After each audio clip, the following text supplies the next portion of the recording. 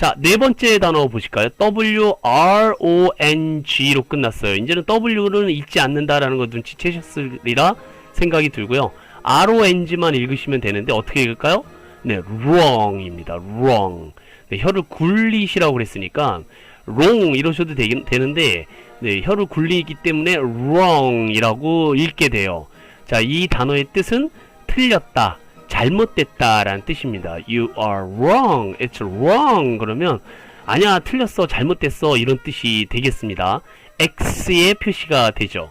이 wrong이라는 단어가요, 같은 뜻으로 쓰이는 단어가 바로 no입니다. no, 아니야 잘못됐어 라고 할 때 no라는 말을 알고 계시다면 wrong이라는 좀 레벨이 높은 단어도 같이 알아두세요. 뭐 어떤 사람이 어떤 얘기를 하고 있는데 그게 잘못됐다고 판단이 되시면 no 하시면 되고요.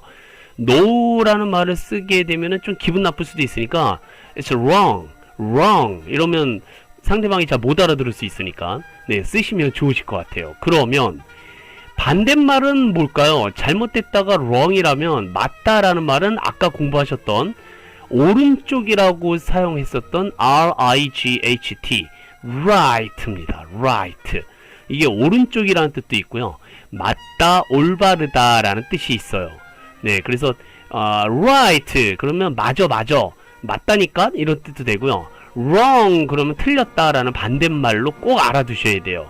네, 그래서 right가 맞다의 뜻으로 쓰였을 때 반대말은 wrong이나 no가 됩니다.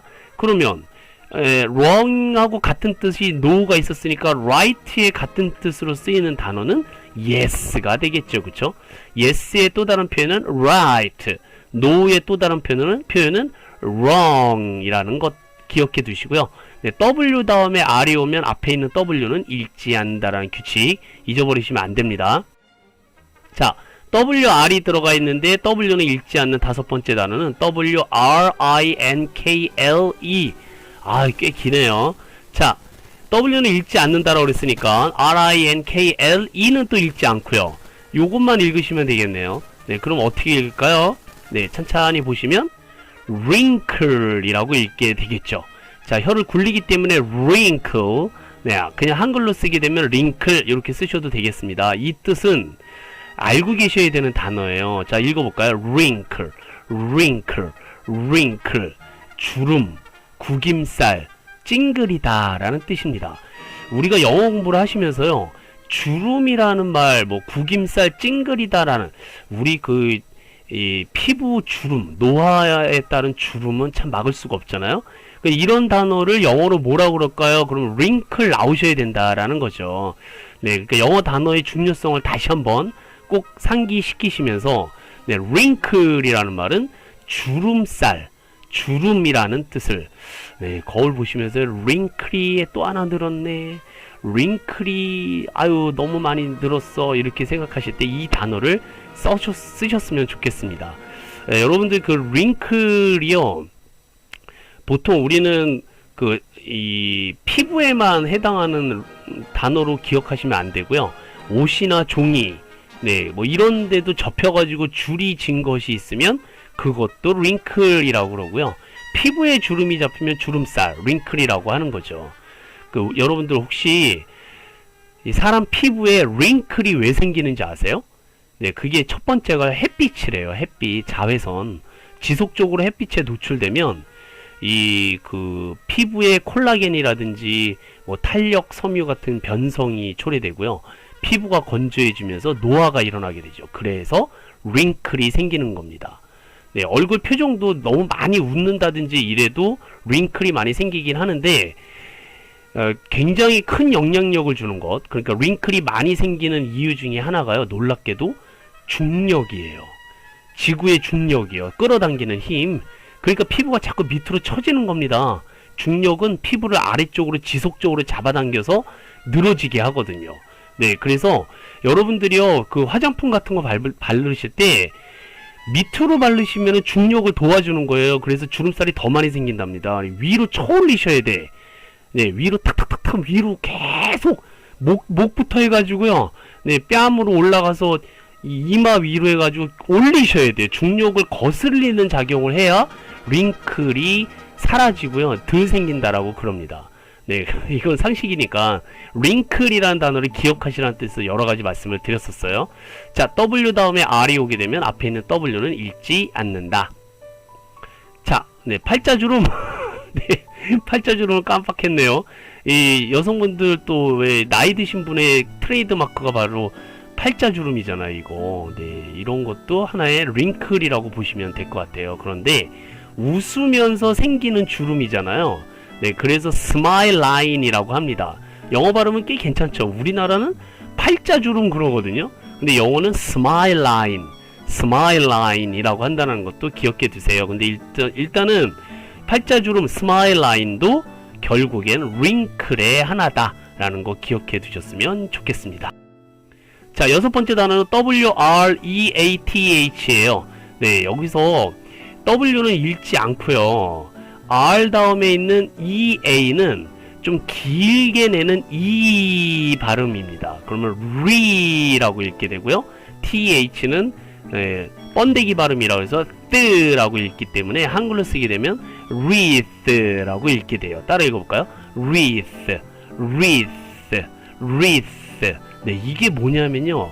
주름살을 wrinkle이라고 알고 계셔야 되는 단어처럼 화환이라는 거 있잖아요. 왜 그 장례식 같은데 이거 있잖아요. 삼가 고인의 명복을 빕니다.